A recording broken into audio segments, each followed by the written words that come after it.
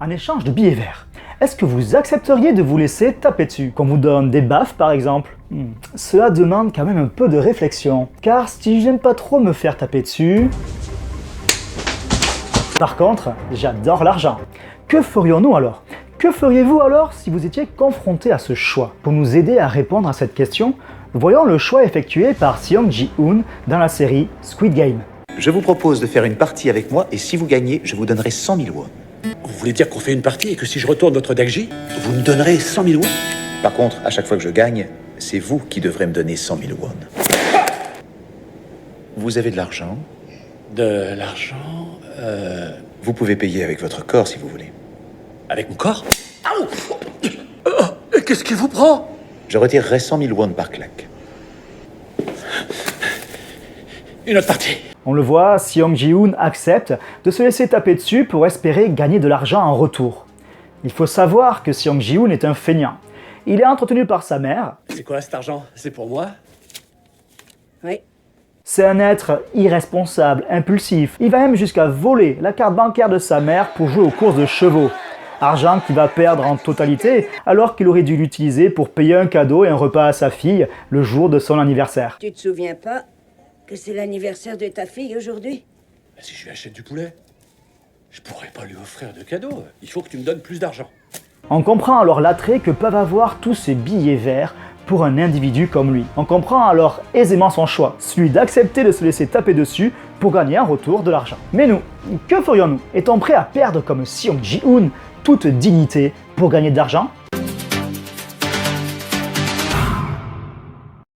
Si vous aimez mes vidéos, n'hésitez pas à vous abonner à ma chaîne pour m'encourager dans mon travail. Nous pouvons, comme Seong Ji-hoon, penser que la dignité, finalement, on s'en fout. C'est pas ça qui rapporte de l'argent, c'est pas ça qui paye le loyer, c'est pas ça qui compte. Ce qui compte, c'est de se faire plaisir en jouant par exemple à des jeux sportifs, aux courses de chevaux, ou en s'achetant les t-shirts collector de Captain Philo. D'autant que c'est le mois des soldes et qu'il y a moins de 20% sur chaque t-shirt. Mais si l'action de Seong Ji-hoon est d'un point de vue pratique compréhensible, gagner de l'argent, c'est super cool, ça tout le monde le comprend et l'accepte. Faisons-nous en réalité le bon choix? En acceptant de perdre notre dignité, ne perdons-nous pas quelque chose d'essentiel en tant qu'être humain? Finalement, n'avons-nous pas des devoirs envers nous-mêmes? Kant considère qu'une action est morale à partir du moment où elle obéit aux lois de notre raison. Et notre raison formule des lois qui s'adressent à notre volonté. Elle guide notre volonté pour lui montrer la voie à suivre. Je veux me laisser taper dessus, voilà ce que je veux. Et ma raison me dit que non. Ou devrais-je dire notre raison? Car la raison est une faculté universelle que tous les hommes possèdent et qui nous permet de distinguer le bien du mal. Notre raison donc nous dit qu'il ne faut pas se laisser taper dessus. Mais la force de l'argent est telle que notre volonté n'est pas trop d'accord. Nous voulons ces petits billets verts pour enfin réaliser notre désir. Pouvoir enfin nous acheter les t-shirts de Captain Philo en version limitée et collector. Ça valait le coup de prendre des coups, j'ai enfin pu me payer mon t-shirt. Face à cette décision, qui semble quand même assez absurde, celle de se laisser taper dessus pour gagner de l'argent en retour, notre raison va rediriger notre volonté vers de bonnes fins. Et cette fin que nous devons suivre, ce n'est pas celle de notre désir, mais celle de notre raison. Elle seule nous conduira vers l'action morale qui sera illustrée par ce que Kant appelle l'impératif catégorique. C'est un impératif car la raison nous donne un ordre, ne pas céder à notre désir. Et catégorique car il n'y aura pas d'exception. Pas d'exception du style « ok, je me laisse pas taper dessus d'habitude, mais bon, ça dépend ». Ça peut m'arriver, par exemple, dans mes soirées BDSM, ou pour avoir les t-shirts dédicacés de celui que j'admire. Mais non! Ma raison me dit que je dois laisser tomber toutes ces activités, même si cela va à l'encontre de mon plaisir. Certes, l'argent que j'allais gagner m'aurait permis de me payer mes t-shirts préférés, mais ma raison s'oppose à mon plaisir, à ma sensibilité. Kant distingue alors l'impératif catégorique de l'impératif hypothétique. L'impératif hypothétique renvoie à une condition. Par exemple, si je veux les t-shirts de Captain Philo, alors je dois me laisser taper dessus. Mais cet impératif pour Kant est trop relativiste. Ça veut dire qu'il dépend trop de notre sensibilité, qu'il se fonde sur notre personnalité, nos goûts, nos couleurs. A l'inverse, l'impératif catégorique va s'adresser à tous les hommes. Il aura une valeur absolue, universelle. Voilà comment la raison formule cet impératif. Agis de telle sorte que tu traites toujours l'humanité, en toi-même et chez les autres, comme une fin et jamais simplement comme un moyen. C'est clair comme l'eau de roche, non? Pas tant que ça? Ok, alors je vais l'expliquer. Alors, qu'est-ce qu'on a ici? On retrouve le côté impératif avec le verbe agis. Et on retrouve l'universalité avec l'adverbe toujours. L'impératif, je le rappelle, ne souffre aucune exception. Il faut le respecter dans n'importe quelle condition, de manière absolue. Notre volonté ne doit être poussée, déterminée par rien d'autre que cet impératif. Tout ce qui est intérêt, amour, tout ce qui renvoie à notre sensibilité est exclu du champ de la morale. L'action morale est une action désintéressée. Je dois suivre la loi morale et rien d'autre, sans rien attendre en retour. On le voit, la morale de Kant n'est pas très drôle. Je pensais pouvoir m'amuser un peu en tapant cette personne, mais il n'en est rien. Je ne dois pas agir ainsi. Cet impératif me dit que je dois respecter l'autre, que je ne dois pas le traiter comme un objet, ici comme un punching ball. Je dois le traiter au contraire comme une personne qui a une dignité. L'homme, pour Kant, a une valeur absolue. Il a une dignité et non un prix. Un prix, cela voudrait dire qu'on peut l'utiliser pour satisfaire nos intérêts, à la manière d'un objet que l'on peut échanger et qui a une valeur marchande. Et c'est ce que je fais en proposant à un homme d'accepter que je le frappe contre de l'argent.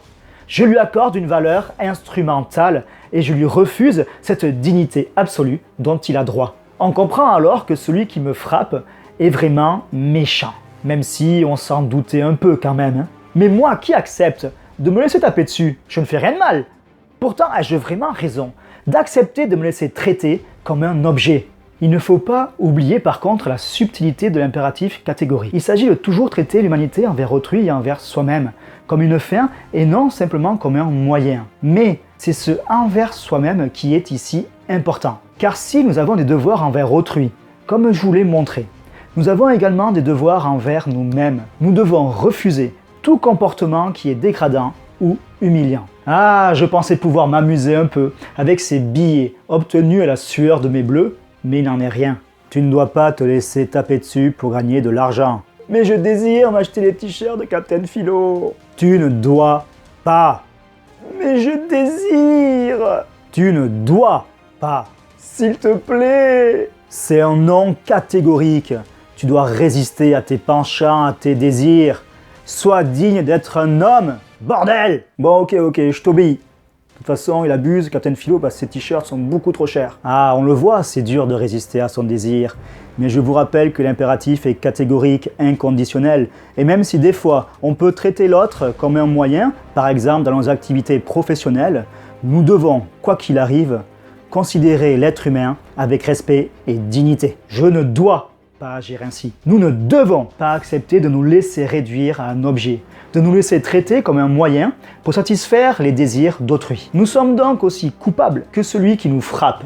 Notre consentement ne suffit pas à autoriser notre action du point de vue de la morale. En agissant ainsi, nous refusons d'appartenir à l'humanité, d'être considérés comme une fin en soi. C'est ce que l'on voit dans l'extrait de Squid Game. Seong Ji-hoon a signé une renonciation à ses droits physiques. Monsieur Seong Ji-hoon, vous avez signé une renonciation à vos droits physiques aujourd'hui. Il accepte alors de se laisser traiter comme un moyen, au profit d'autrui, de ses usuriers. Mais cela est impardonnable du point de vue de la morale, selon Kant. Nous ne devons jamais renoncer à notre humanité. Et vu que notre impératif ne souffre d'aucune exception, je vous rappelle qu'il est catégorique, peu importe que je fasse cela pour de l'argent ou pour autre chose.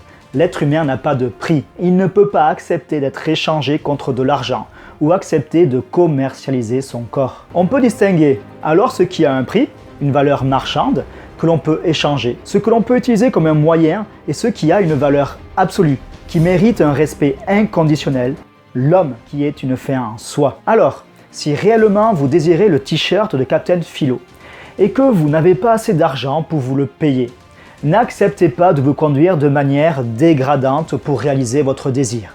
Votre action serait aussi immorale que celui qui décide de vous instrumentaliser. Consolez-vous plutôt en profitant des vidéos gratuites que je propose et en vous abonnant à ma chaîne.